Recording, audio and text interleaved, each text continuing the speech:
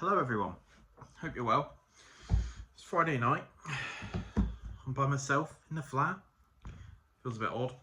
Not gonna lie, I've made quite a few notes for this video and I don't know what it is, but my anxiety this evening, as soon as I got home from work, I have been prioritising badly.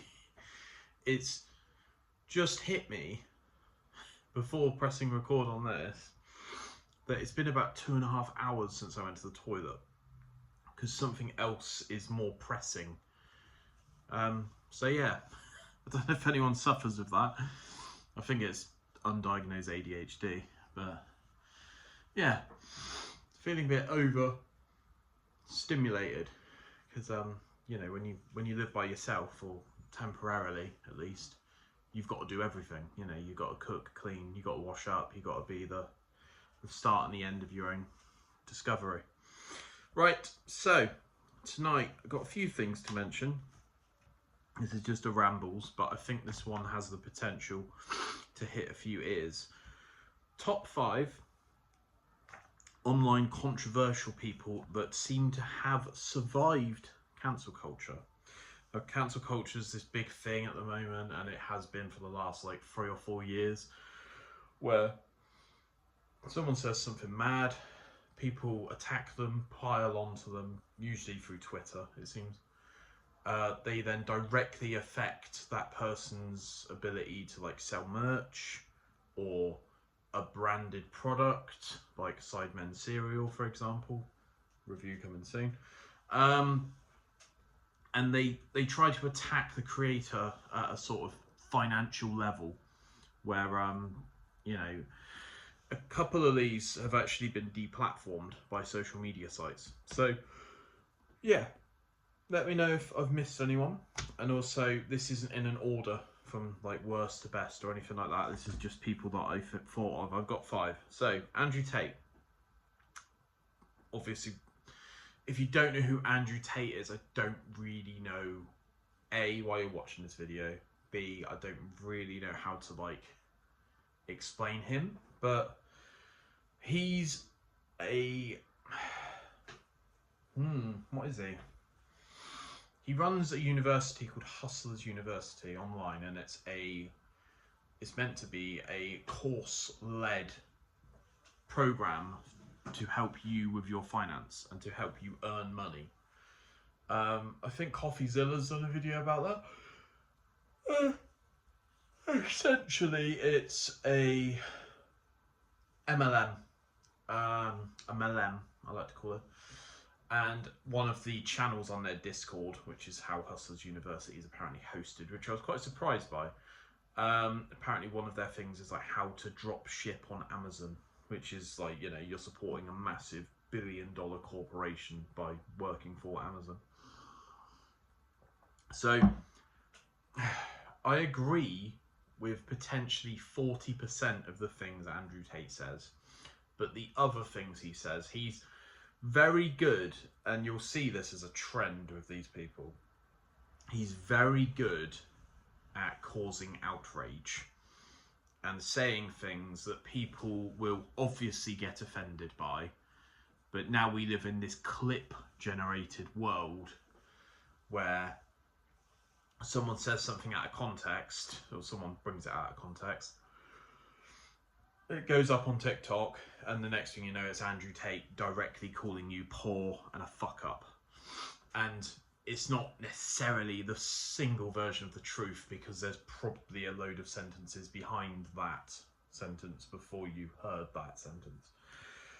So yeah, Andrew Tate, massively controversial person. I think he's banned. I watched George Janko's interview of him a couple of times now. I think he said he's banned from Spotify, Uber, Facebook, TikTok, Instagram. He's on Twitter. He's back on because Elon apparently had to manually re-add him to Twitter. He's banned from a lot of things. I think he doesn't even have his own Gmail or his own Google Workspace account, which is crazy. But yeah, massively controversial person.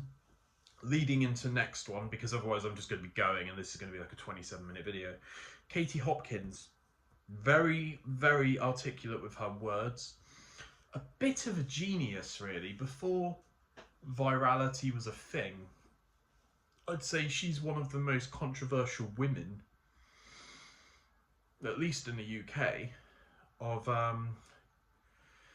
kind of, it looks like from the outside in, like she's consciously directly targeting you as a person and calling you an idiot because you've named your child after a country, which was a massive thing on This Morning with Philip Schofield and Holly Willoughby. Sorry, I'm a bit tired. I don't know. It's nearly 10 p.m. Sorry for the yawns. We'll do a yawn edit version of this.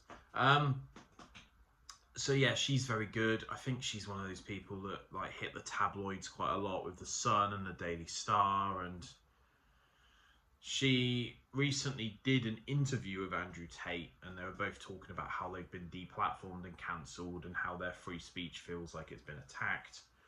And I'd quite like to actually have a chat with her, because I think she runs into this thing which is probably quite synonymous with the rest of the people on this list.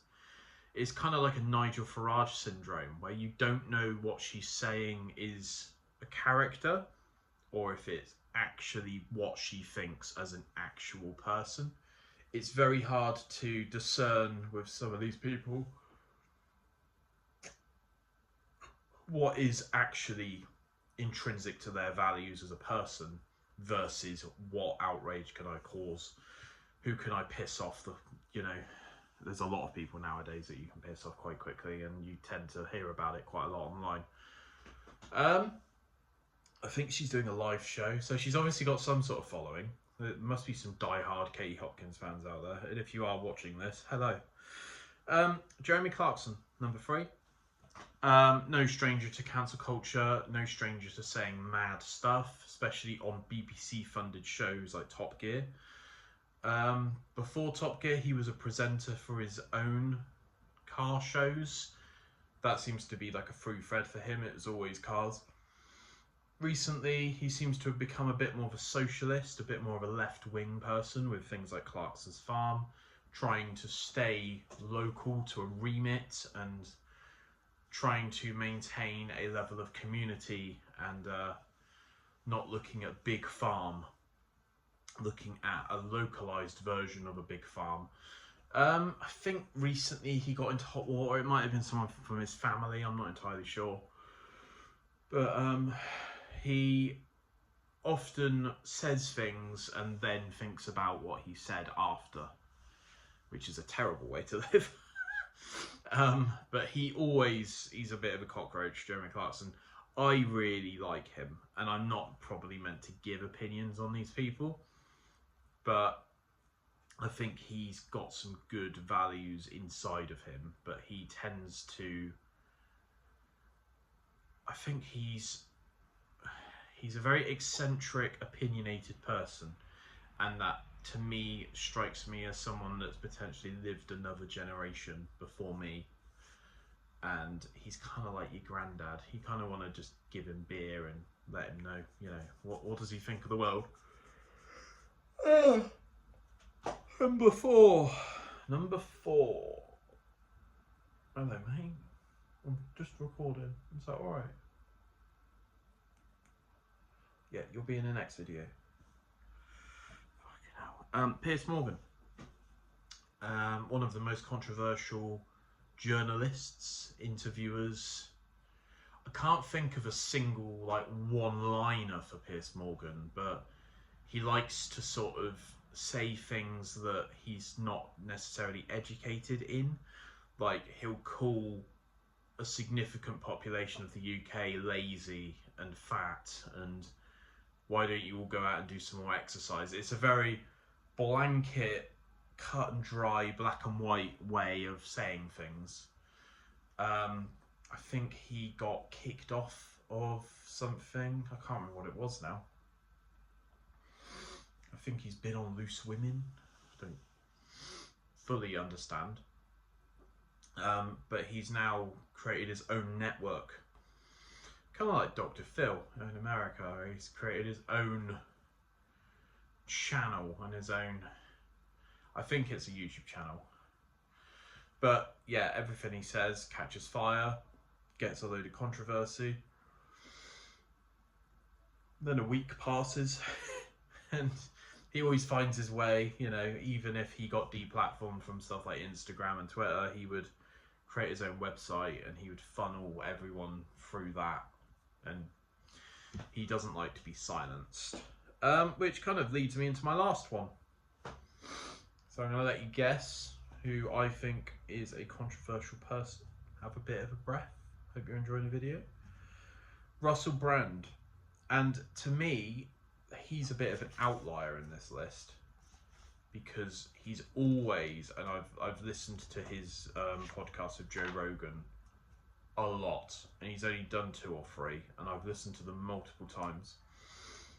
He's always had a problem with authority and being told what to do and centralized government, and I just think he's a very fascinating human being, and it's cool to see him, like, not evolve, but assimilate to different things throughout his life, where he's fallen on hard times at the start. He was a drug addict. He then went into recovery, went into rehab. Then he became like a social media person, and he became the, I've mentioned Russell Brand before, but he was on Big Brother's Big Mouth, I think. Then he was doing some TV. Then he started doing some acting, and he started doing some stand-up comedy, which I'd actually quite like to see him do some more of. Then I think he fell off the wagon. I'm not entirely sure. Then he went back into rehab, and then he came out a bit of a sort of meditative yogi type. And he's just, I love the way he talks. He threads this needle with words that it's almost hard to keep up with what he's talking about, but all of it makes sense. He's definitely had a couple of controversial interviews on media, and recently he was branded as an R word. Then nothing happened for 6 months. There was a Dispatches documentary about him. But he's back. He's back. He's on Rumble. I think he still does a podcast. I've not heard too much from him in the last 6 months, but one would assume that he's still on YouTube doing his documentaries and doing his COVID-related inquiries, and he'll always find a way to make his voice heard, and this kind of, you know, that is very much in line with all of these people on this list, where you can't tell me to shut up and expect me to sit down and actually do it. But yeah, one last thing I want to mention is kind of not really related to any of this, but I think it's a nice way of ending. Actually, there's 2 things, just thinking about it. I'll do the first thing first. Go Energy, my boys. They sponsor the podcast, they sponsor the YouTube channel, and they kind of just sponsor me as a human being. They allow me to function. If you are a Twitch streamer and you're watching this, please get in touch with me, either through Instagram DM or email, absolutebedlampodcast@gmail.com. Go looking to do some more content related things with creators. And I think one of the areas that they could potentially grow, maybe with me being on board and helping them with, is things like YouTube and Twitch, and subconsciously advertising and promoting GOAT rather than me consciously going to like a pub and being like forceful, physical in your face. So yeah, get in touch if you're interested in that. It's really, really good energy, and it's natural and functional, and Colette and Andy are beasts. They work nearly every single hour under the sun, bless them, and they deserve to get this more out.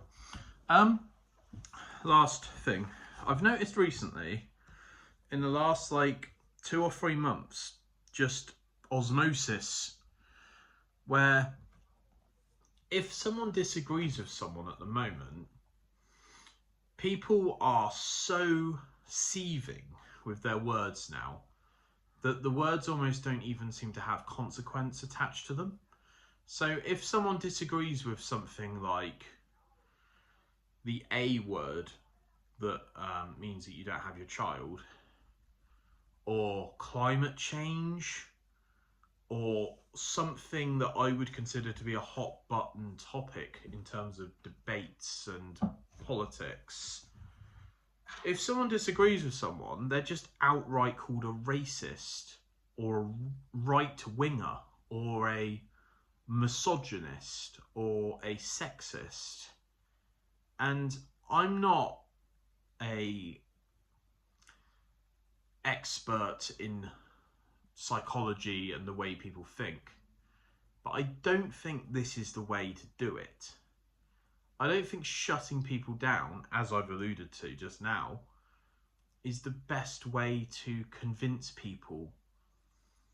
Like, I think it's really important, because I speak to people in my real life that I would consider to be quite controversial sometimes. I think it's really important that we have a level of public discourse. And I feel that it's like slowly eroding, where everything now is like a political issue. And no one is allowed like a second opinion on anything. Everyone's like, black and white thinking comes to mind, where it's like you're either right or you're wrong, and there's no sort of shade in between. And I just think that's awful. I have left-wing opinions on things, I have right-wing opinions on things, and I have centrist opinions on things. And I think that's fine. Like, I'm not a public speaker, I'm not a politician, I don't want to be a politician. But the idea that people have a pure left-wing approach on every single thing on a manifesto, to me, is mental. Same with right-wing. Because you want stuff to get done, which, you know, arguably being straight down the middle on everything means nothing actually gets done, because no one really has a decision on anything. But let me know what you think below on that, because it's a bit of a hot take. But I just don't understand it. It feels like everything has been like commodified to a point where it's all or nothing, and I don't know, it just feels a bit odd. But yeah, hope you've enjoyed the video. I appreciate it's been nearly 20 minutes long. Check out Goat Energy. Like I say, if you are a YouTuber or a Twitch streamer and you're looking for some endorsement or some sponsorship, please hit me up. Also, Goat's email address is info@goatdrinks.co.uk. I'd love to hear from you as a sort of brand ambassador and a brand representative of Goat Energy. I can't praise them enough. They really do help me out a lot, and I really do genuinely appreciate it. So this is kind of like the least I can do, really. And I hope they're okay with being on this video, because I do talk about some polarizing subjects sometimes. But I just think the best way to have constructive conversations is to have conversations and not turn everything into a diss track or a rap battle or hit piece. Or I just think it's important that we all say what's actually on our minds, because there's a lot of people nowadays that are just too shy to take any stance on anything. And I just think that's a net negative for the planet. I really do think that. I think it's... I don't want to annoy anyone, so I just won't say anything. There's a time and a place for that, and I don't think it's right now in 2024, personally. But yeah, I hope you enjoyed the video. I appreciate that it's just me talking, but, you know. Anyway, I'll speak to you soon. Keep it bedlam. And yeah, until the next time, bye-bye.